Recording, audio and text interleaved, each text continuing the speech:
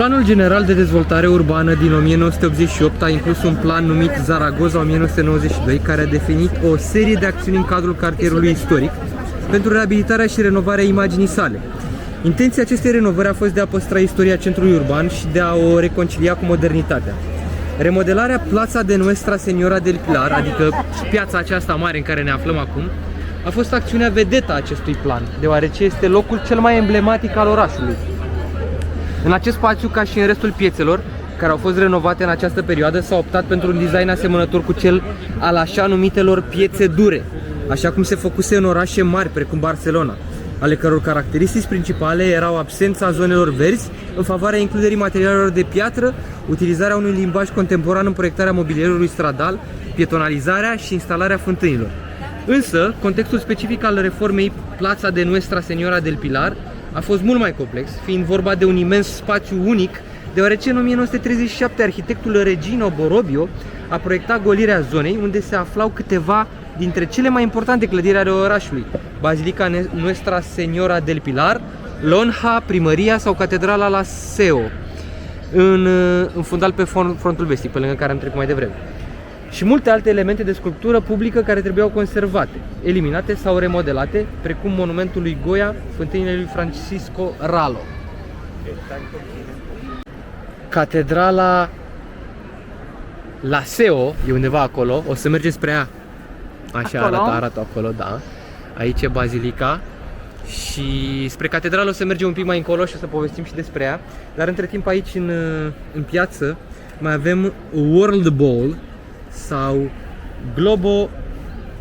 Globo Terraceo. Nu știu dacă așa se pronunță în spaniolă. Lucrarea a fost instalată după remodelarea pieței și inaugurată pe 8 mai 1991. Ea face parte din piața dedicată descoperirii Americii, care include fântâna Hispanidad și iazul cu conturul Americii Centrale și de Sud. Globul pământesc, cu relieful diferitelor continente, este celălalt element care leagă această parte a pieței de descoperire a Americii. Din păcate, nu putem să ne apropiem mai mult de ea, că e în Au șantier. înconjurat aici toată chestia pentru Crăciun. Uite, asta e o coțomedie din aia veche, cum am văzut noi la Muzeul Satului de Sibiu. Da, uite și scrie ceva acolo. Scrie că e românească. Coțomedie din satul sibian. Salam de Sibiu, nu știu. Poți spune câteva impresii până acum despre acest oraș? Pot spune, este senzațional, îmi place foarte, foarte mult. M-a impresionat până la lacrimi, aș putea spune. Exagerez, bineînțeles, dar real impresionantă bazilica. Poate una dintre cele mai somptuoase clădiri de biserică pe care le-am văzut până acum. Superb decorată, Nu? superb decorată, nu știu, și cu... Și interiorul ăla cu capela aia pe care ai filmat-o în detaliu, parcă spune exact povestea, practic legenda în care a fost construită inițial o capelă mai mică, ulterior au fost construite în jurul ei mai multe alte capele, ca ulterior să fie construită marea bazilică, practic incorporând celelalte capele sub, ca o umbrelă. Foarte, foarte interesant, foarte interesant. Și detaliile și ornamentele. Și aici am ajuns la fântână și nu o putem vedea! Din păcate nu se poate vedea, da, este Fuente de la Hispanidad, despre care vă spuneam mai devreme, situată pe fațada vestică a pieței. Înainte de renovare, monumentul eroilor Cruciadei sau altarul patriei era situat în această parte a pieței. S-a evocat posibilitatea renovării acestui monument cu arhitectura apei, similară cu cea a remodelării monumentului lui Goya, și chiar proiectarea unei noi clădiri care să închidă piața pe această parte. În cele din urmă, în 1990, Consiliul Municipal a decis să mute altarul patriei la intrarea în cimitirul catolic din Torero și să creeze un nou monument în locul său, Fântâna Hispanității. Da. Din păcate nu putem să vedem tot ansamblul ăsta din piațetă, pentru că cred că era superb așa să vezi tot spațiul ăsta de aici, gol și cu toate elementele astea înșirate. Da, let's go, let's go. Din păcate, Plaza de Nuestra Señora del Pilar este ocupată și asta e, pentru că urmează Crăciunul. Oana spune că e ușor tristă. De ce, Oana, ești tristă? Că Pentru că este super impresionant să vezi un spațiu atât de frumos și de lung și de liber, cu toate clădirile astea super frumoase, de jur împrejur, și poți să vezi monumentele astea respirând așa și le poți Dar hai, admira. nu fi tristuță, știi Da. de ce? Pentru că chiar lângă piață, uite, am ajuns într-un alt sit foarte, foarte important și plin de monumente și atracții. Hai, fă un rotocol așa să vedem cum se prezintă. Suntem chiar în, vă spun cum se numește piața în care ne aflăm chiar acum, se cheamă Plața de Cezar Augusto. Aici regăsim 3 elemente de interes. Hai să începem mai întâi cu turnul ăla din colț.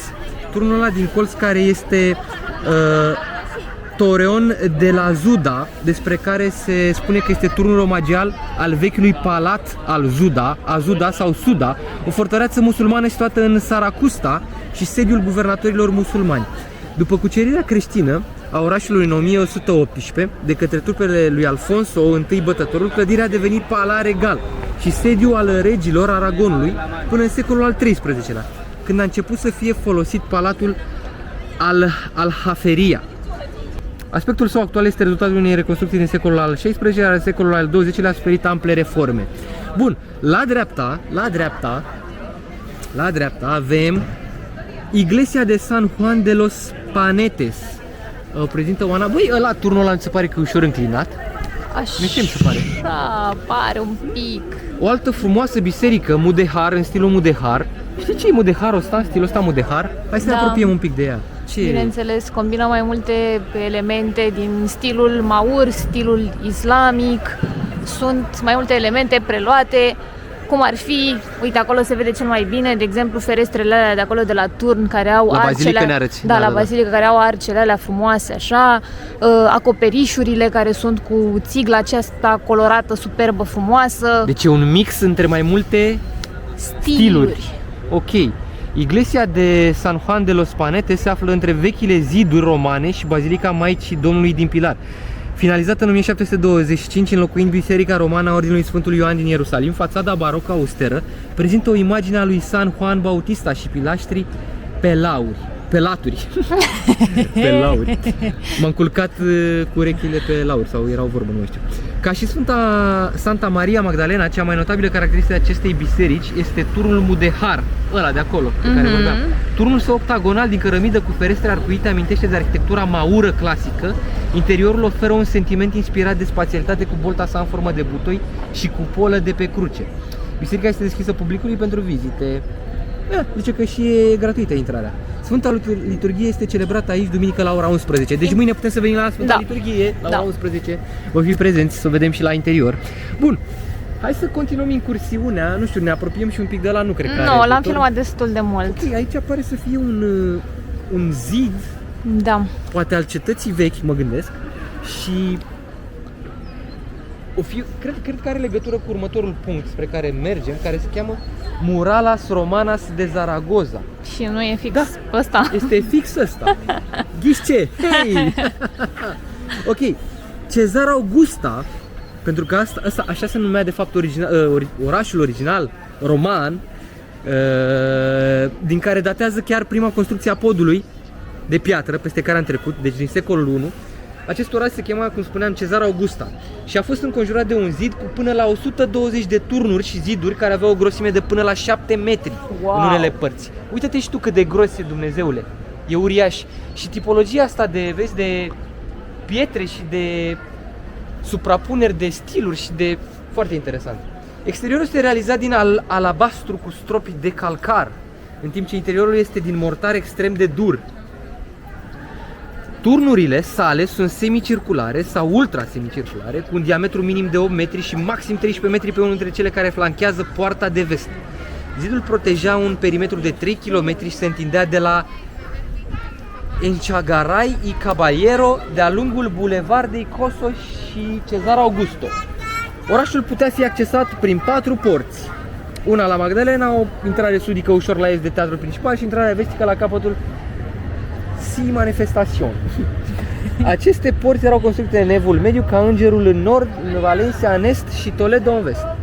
Această zonă, dar o să vedem dacă există o statuie a împăratului Augustus, care este o copie din bronz. Uite-o, hai să vedem. Deci asta este o statuia reprezentându-l pe împăratul Augustus, fiind o copie din bronz a celebrului Augusto de prima porta care a fost dăruită orașului. Băi, ia stai așa un pic. Aia e statuia despre care vorbeam? Vino puțin. Nu cred că e aia. Nu cred că asta e statuia despre care vorbeam, a lui Augusto. E greșeală. Asta de aici e. Care? Care? Asta, nu e asta. Cred că despre asta vorbeam. Cred că asta e. Cred că ai dreptate. Ei, ce faci, prietene? Cred că ai dreptate.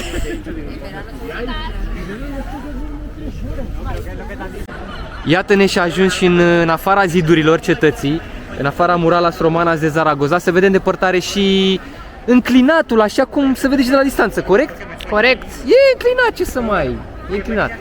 Bun, hai să mergem să continuăm iarăși aici, avem statuia lui Augustus, dar imediat lângă mai avem ceva foarte interesant, care din păcate nu poate fi explorat astăzi. Nu poate fi explorat pentru că este weekend și pentru că avem în față, de fapt, piața Mercado Central de Zaragoza, care este proiectată în 1895 de arhitectul aragonez Felix Navarro Perez, care s-a inspirat din curentele modernismului parizian, care pledează în principal pentru utilizarea fierului. Piața centrală din Zaragoza a văzut în sfârșit lumina în 1903. În februarie 2020 și după 2 ani de muncă, piața și-a redeschis porțile, afișând cu mândrie toată splendoarea inițială. Tarabele de carne, pește, fructe și legume, flori, etc. Coexistă cu tarabele de tapas, cocktailuri și mâncare sănătoasă, care împreună cu organizarea de concerte și alte evenimente recreative transformă piața centrală într-un punct de cumpărare și întâlniri. De shopping. Shoppingul pasiunea mea.